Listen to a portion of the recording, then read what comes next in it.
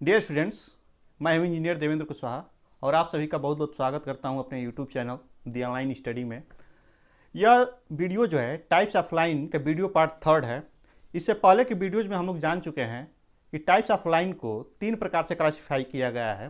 पहला क्लासिफिकेशन जो है types of line based on their thickness था और दूसरा क्लासिफिकेशन था types of line based on their shape और स्ट्रक्चर था और तीसरा जो महत्वपूर्ण क्लासिफिकेशन था types of line based on their application और यूटिलिटीज था, यानी कि रेखाओं का प्रकार उनके उपयोगिता और अनुप्रयोग के आधार पर। तो उपयोगिता और अनुप्रयोग के आधार पर कुछ लाइन हम लोग डिस्कस कर चुके हैं और आज हम लोग उसके आगे डायमेंशन लाइन से शुरू करने वाले हैं। तो जो स्टूडेंट्स अभी तक टाइप्स ऑफ लाइन के 2 वीडियोज यानी कि वीडियो पार्ट 1 और पार्ट 2 नहीं देखे हैं, ऊपर जो है आई बटन का जो एक राइट हैंड कॉर्नर में बटन दिख रहा होगा, वहाँ से टाइप करेंगे तो आई बटन दिख जाएगा। वहाँ से भी आप लिंक प्राप्त कर सकते हैं उन दोनों वीडियोज़ का, या फिर वीडियो के डिस्क्रिप्शन में जा करके उन सबका वीडियो का मैं लिंक दिया हूँ, वहाँ से देख सकते हैं।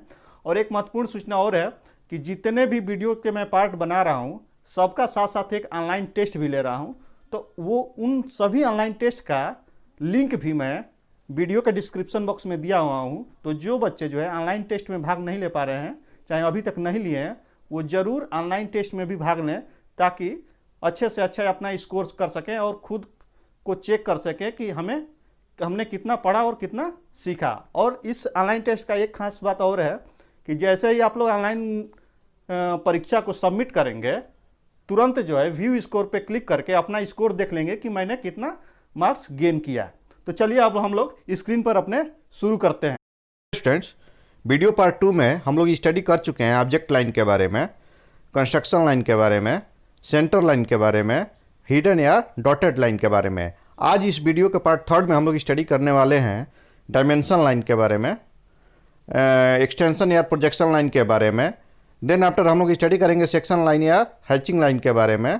देन आफ्टर लीडर लाइन और पॉइंटर लाइन के बारे में स्टडी करेंगे। Then after cutting plane line के बारे में स्टडी करेंगे। Then after long break line के बारे में स्टडी करेंगे और देन शॉर्ट ब्रेक लाइन के बारे में स्टडी करेंगे।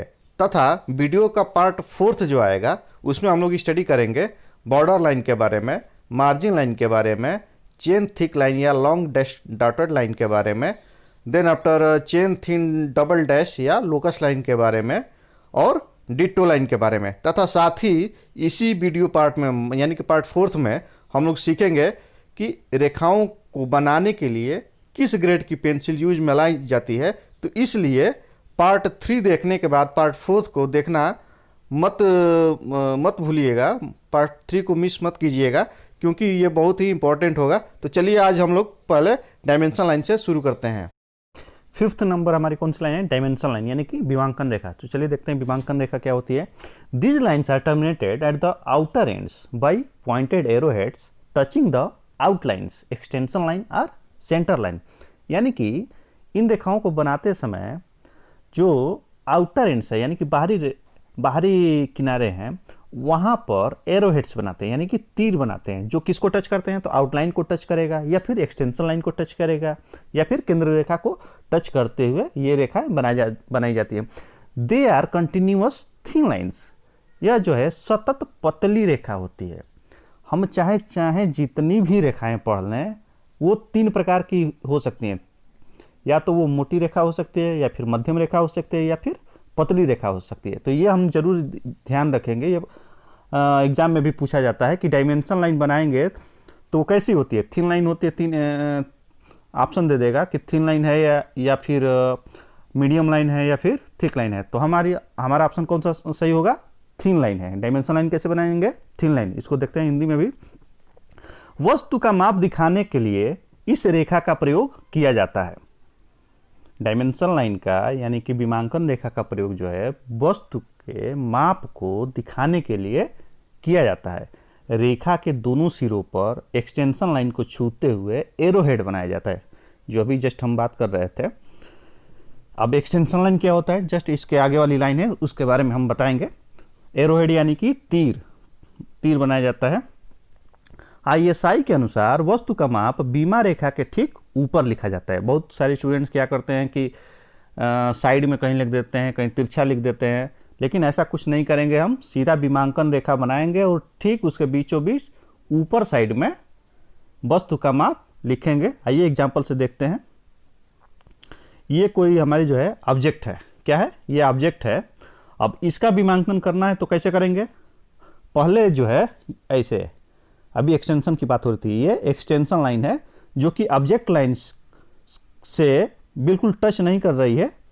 ठीक है, ऑब्जेक्शन लाइन के बीच में थोड़ा सा गैप रहता है 1 या 2 mm का। उसके बाद से ये एक्सटेंशन लाइन बनाएंगे, उसके बाद से इस किनारे पर भी एक्सटेंशन लाइन। अब उसके बाद से एक्सटेंशन लाइन को टच करते हुए, जो अभी हम पढ़ रहे थे, एक्सटेंशन लाइन को टच करते हुए ये विमांकन रेखा बना दिए। और इस विमांकन रेखा के ऊपर, इस विमांकन रेखा के ऊपर क्या लिखेंगे? वस्तु का माप लिखेंगे।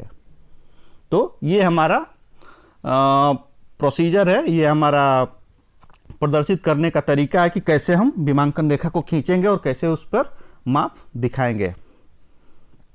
अब आगे बढ़ते हैं। छठवीं लाइन कौन सी है? तो एक्सटेंशन लाइन या प्रोजेक्शन लाइन। जो अभी एक्सटेंशन लाइन की चर्चा कर रहे थे, उसका दूसरा नाम क्या है? Projection line. हिंदी में क्या बोलेंगे उसको? विस्तार रेखा। तो देखते हैं क्या है ये। दे extend by about 3 mm beyond the dimension line. इसका मतलब क्या? जो डायमेंशन लाइन बनाएंगे उसके बाद भी ये 3 mm नीचे की तरफ बढ़ाई जाती है। वो दिखाएंगे कैसे। These lines are continuous thin line. हमारी डायमेंशन लाइन भी थिन लाइन होती है और ये एक्सटेंशन लाइन बनाएंगे, ये भी थिन लाइन से बनाएंगे, जिसकी मोटाई जो है 0.3 mm होती है। अब देख लीजिए यहाँ पे एग्जांपल में, ये जो है डायमेंशन लाइन है, ठीक, और ये जो साइड में ऐसे यहाँ पे निकला हुआ है जिस पे ये सपोर्ट कर रही है, जिसको ये टच कर रही है डायमेंशन लाइन, ये हमारी कौन सी लाइन कही जाती है? Extension line. ये कौन सी लाइन है? Extension line. और ये जो है 3 mm नीचे की तरफ होती है। इसको और एक एग्जांपल से देखिए, ये देखिए यहाँ पे, ये कौन सी लाइन है? Extension line. अब यहाँ से नीचे की तरफ कितना है? 3 mm आगे की तरफ बढ़ाई गई है। इसी की बात हो रही थी कि 3 mm beyond the line 3 mm of dimension line. अब एक साथ देख लीजिए एग्जांपल। ये हमारी कौन सी है? तो डायमेंशन लाइन यहाँ पे, और यहाँ से ये आगे की तरफ बढ़ा करके ये एक्सटेंशन लाइन लाई गई है, ठीक, जहाँ पर किसको सपोर्ट करने के लिए? तो डायमेंशन लाइन को सपोर्ट करने के लिए। और हमेशा थोड़ा सा आगे की तरफ ये एक्सटेंशन लाइन बढ़ा देंगे डायमेंशन लाइन से, ठीक है। तो 7th नंबर हमारी कौन सी लाइन है? सेक्शन लाइन यानी हैचिंग लाइन। हिंदी में क्या बोलेंगे इसको? छेदक रेखा। तो आइए देखते हैं छेदक रेखा क्या होती है। These lines are drawn to make the section evident, यानी कि इस रेखा का प्रयोग किसी ऑब्जेक्ट के कटे हुए भाग के बारे में जानकारी प्राप्त करने के लिए किया जाता है, या किसी कटे हुए भाग को प्रदर्शित करने के लिए किया जाता है। They are continuous thin line। छेदक रेखा कैसी होती है? कंटिन्यूअस थिन लाइन, यानी कि सतत पतली रेखा होती है जिसकी मोटाई 0.3 mm होती है। And are drawn gradually at angle of 45 degree to the base और हॉरिजॉन्टल। ये बहुत ही इंपॉर्टेंट क्वेश्चन है, जनरली एग्जाम्स में पूछता है कि सेक्शन लाइन बेस यानी कि आधार से या क्षैतिज रेखा से कितने अंश के कोण पर बनाई जाती है। तो उस समय हमारा जवाब क्या होगा? 45 डिग्री पर। कितने पे? 45 डिग्री पे।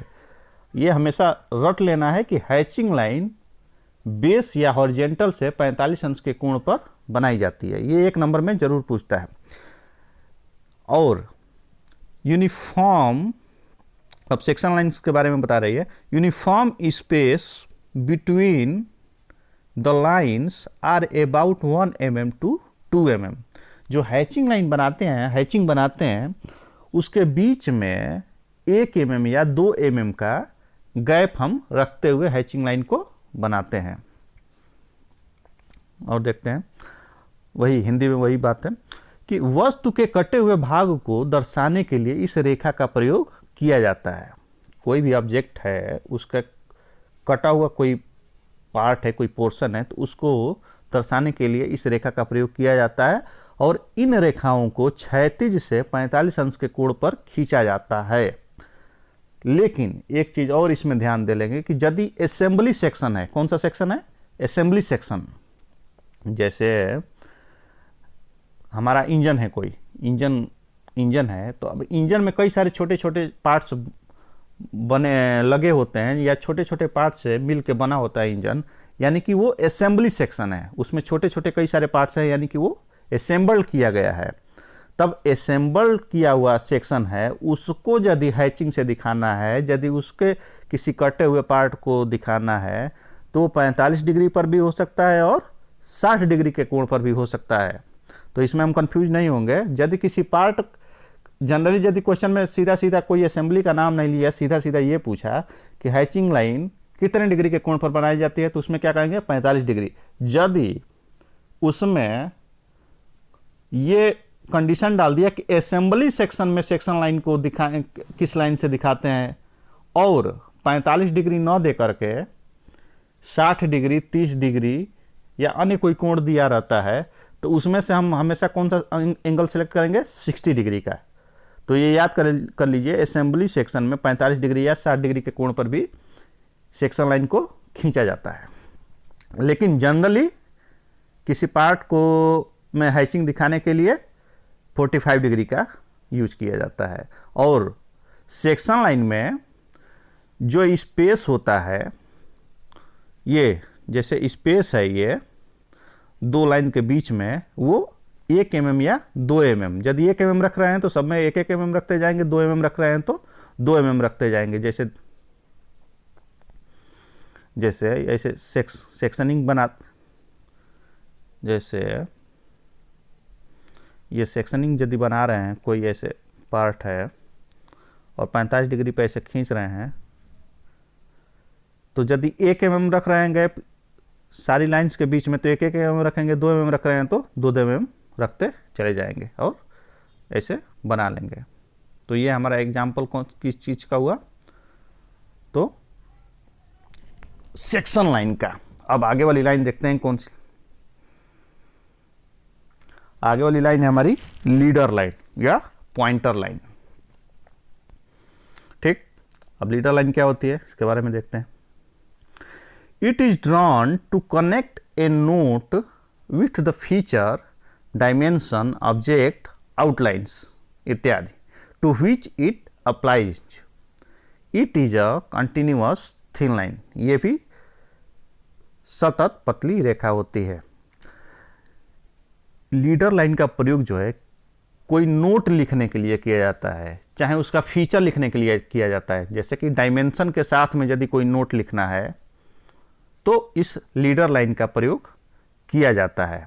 जैसे लीडर लाइन जो है 3 प्रकार से प्रदर्शित की जा सकती है। पहला कौन सा?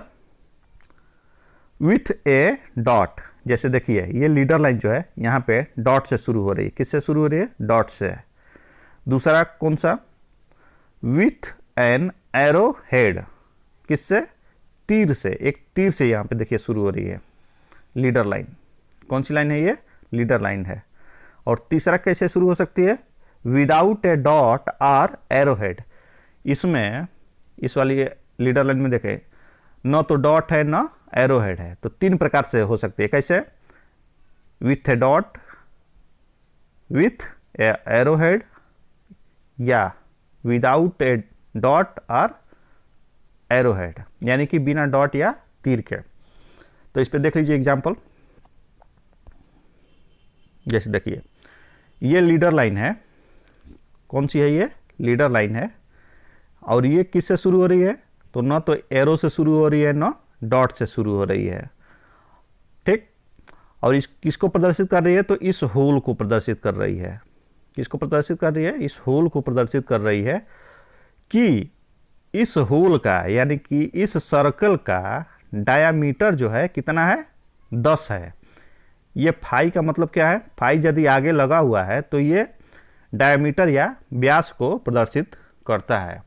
तो ये इसके बारे में जानकारी दे रहा है कि ये 10 इसका व्यास जो है 10 है। एक और एग्जांपल देखते हैं। ये एग्जांपल देखिए, ये भी क्या है अपना लीडर लाइन है, ये लीडर लाइन है और इस पर एक नोट लिखा हुआ है। क्या लिखा हुआ है? 2 होल्स।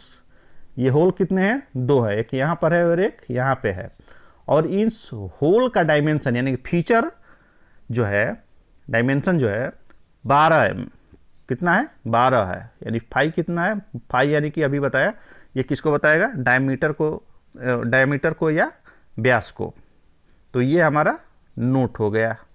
ठीक है, नोट और फीचर इसको कर सकते हैं कि लीडर लाइन का प्रयोग नोट या फीचर किसी ऑब्जेक्ट के बारे में नोट या फीचर प्रदर्शित करने के लिए लीडर लाइन का प्रयोग किया जाता है। तो चलिए अब आगे वाली लाइन देखते हैं। आगे वाली लाइन है हमारी कटिंग प्लेन लाइन, यानी कि कर्तन समतल रेखा। अब कर्तन समतल रेखा क्या होती है? It is drawn to show the location of a cutting plane. It is a long thin chain line.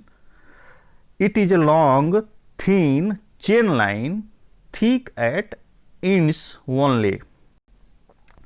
It is drawn to location of a cutting plane. ये रेखा जो है, कोई प्लेन है या कोई ऑब्जेक्ट है, तो जहाँ से उसकी सेक्शनिंग करनी है, जहाँ से उसको काटना है, वहाँ पर इस रेखा का प्रयोग किया जाता है। ठीक है, और ये कैसी होती है? तो लंबी होती है, पतली होती है और चेन लाइन होती है तथा किनारे पर मोटी होती हैं। जैसे इसको पढ़िए, किसी भाग की सेक्शनिंग या विभाजन करने के लिए इस रेखा का प्रयोग किया जाता है।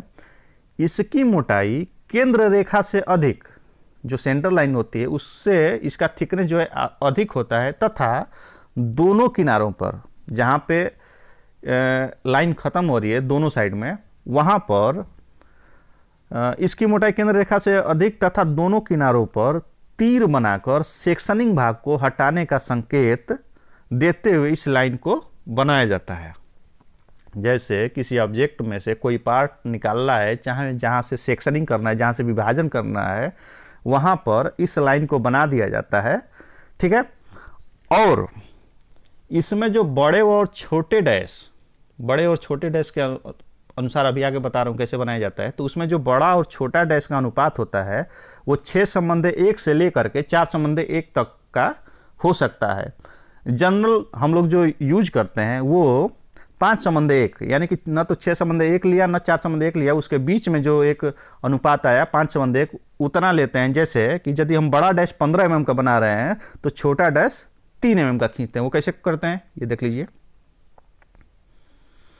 जैसे ये हमारा कटिंग प्लेन लाइन है, ठीक, ये यहाँ से, तब ये क्या शो कर रहा है? ये कोई पार्ट है हमारा, मैकेनिकल पार्ट है, ये ऐसे बना हुआ है। इसमें ये दिखा रहा है कि यहाँ से इस पार्ट का सेक्शनिंग करना है, यानी कि विभाजन करना है।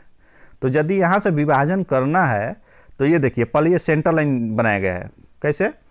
एक लंबा डैश, फिर एक छोटा डैश, फिर लंबा डैश, छोटा डैश, लंबा डैश, लेकिन किनारे पर जो है इसकी थिकनेस बढ़ा दी गई है, इसकी मोटाई बढ़ा देते हैं। ये लंबा डैश भी मोटा बनाया गया है, फिर डॉट, फिर ये मोटा डैश, और साथ में ऐसे ऊपर से एक एरो लगा देते हैं और उस पर पी लिख देते हैं। तो ये कन्फर्म हो जाता है कि यहाँ से इस पार्ट का सेक्शनिंग करना है। तो हम क्या कहेंगे? कटिंग प्लेन लाइन का प्रयोग किसी वस्तु के या किसी ऑब्जेक्ट के जहाँ से सेक्शनिंग करनी होती है वहाँ पर प्रदर्शित करने के लिए कटिंग प्लेन लाइन का प्रयोग किया जाता है। और 10वीं लाइन कौन सी है? लॉन्ग ब्रेक लाइन, दीर्घखंड रेखा। अब ये क्या होती है? They are drawn to show long breaks. लंबा गैप, लंबा ब्रेक दिखाना होता है, वहां पर इस लॉन्ग ब्रेक लाइन का प्रयोग किया जाता है या दीर्घखंड रेखा का प्रयोग किया जाता है, जहां पे लंबे खंड को प्रदर्शित करना हो। These lines are thin ruled lines with short zigzag within them. इस लाइन को जिगजैग लाइन भी, बहुत सारे लोग जिगजैग लाइन भी कहते हैं, क्योंकि ये जिगजैग तरीके से दिखाई जाती है। जैसे इस रेखा का प्रयोग किसी मशीन या उसके पार्ट्स पुर्जे के लंबे ब्रेक खंड को दिखाने के लिए किया जाता है। जैसे देखिए ये जिगजैग लाइन बनी हुई है, जिगजैग लाइन, इसलिए इसको जिगजैग लाइन भी बोलते हैं या दीर्घखंड रेखा भी बोलते हैं या फिर लॉन्ग ब्रेक लाइन भी बोलते हैं। तो ये सारे नाम हम याद रखेंगे क्योंकि कंफ्यूज नहीं होना है। अब देखिए इस पे एग्जाम्पल इसका देख लेते हैं। जैसे ये हमारा पार्ट है, मैकेनिकल पार्ट, उसमें ये देखिए जब लंबा गैप है, ये बीच में लंबा गैप है, ये यहाँ से लेके यहाँ तक का, तो इस पार्ट को दिखाने के लिए, इस लंबे खंड को दिखाने के लिए हम जिगजैग लाइन का प्रयोग करते हैं। ठीक है,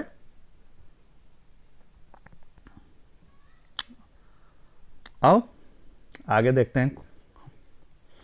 आगे वाली लाइन है, पहले हम लॉन्ग ब्रेक लाइन पढ़े, अब 11वीं लाइन कौन सी है? Short break line.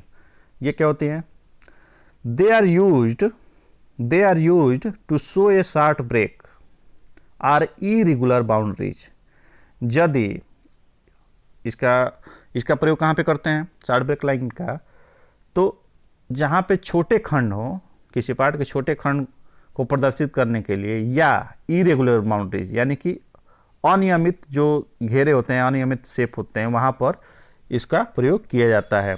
They are drawn free hand, ये मुक्त हस्त से यानी कि फ्री हैंड, बिना किसी स्केल या पेंसिल के, बिना किसी स्केल या बिना किसी इंस्ट्रूमेंट के, ओनली केवल पेंसिल की सहायता से फ्री हैंड बनाई जाती है। And these lines are continuous, thin and wavy. ये रेखा कैसी होती है? तो सतत पतली रेखा होती है और वेवी यानी कि लहरदार बनाई जाती है। कैसी बनाई जाती है? लहरदार। इस रेखा का प्रयोग किसी मशीन या उसके पार्ट्स पुर्जों के छोटे ब्रेक खंड को या अनियमित घेरे को दिखाने के लिए किया जाता है। इसका एग्जाम्पल देख लीजिए, ये कैसी बनाई गई है? इसे लहरदार बनाई जाती हैं, वेवी स्ट्रक्चर। इसका स्ट्रक्चर कैसा आता है? वेवी होता है और फ्री हैंड बनाई जाती है। इसका एग्जाम्पल देख लेते हैं। ये हमारा पार्ट है, इसमें शॉर्ट ब्रेक दिखाना है। कैसा दिखाना है? Short break. यदि शॉर्ट ब्रेक दिखाना है तो ये ऐसे वेवी लाइन बना देते हैं, तो ये हमारा शॉर्ट ब्रेक लाइन को। Dear students, thanks for watching this video. Please like, share and subscribe my YouTube channel, The Online Study by Engineer Devendra, for getting more videos and online test series. Thank you.